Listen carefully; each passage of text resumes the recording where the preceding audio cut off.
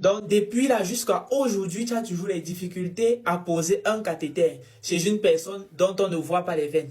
Assieds-toi, like, partage, cette vidéo est pour toi. Quand vous êtes face à une personne dont on ne voit pas les veines, demandez à cette personne s'il y a un endroit sur son corps où souvent on prend ses voies veineuses.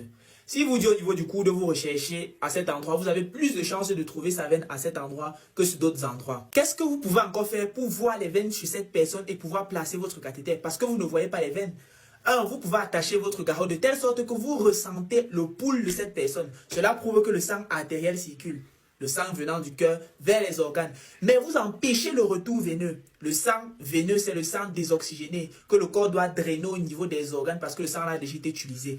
Vous empêchez donc le sang veineux de remonter par la pesanteur. Vous dites à la personne, baissez votre bras après avoir attaché le garrot. Le sang doit s'accumuler à cet endroit-là et la veine doit gonfler. Est-ce que c'est pas astucieux? Like, abonne-toi, partage. En 3 maintenant, si vous voulez voir la veine de cette personne, vous pouvez chauffer.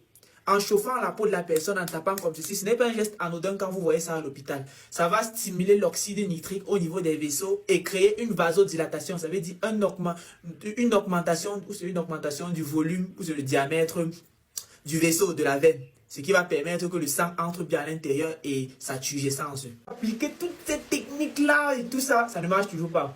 Parce que peut-être le patient est déshydraté. Il faut savoir que lorsque le patient est déshydraté, ça veut dire que le volume sanguin a baissé.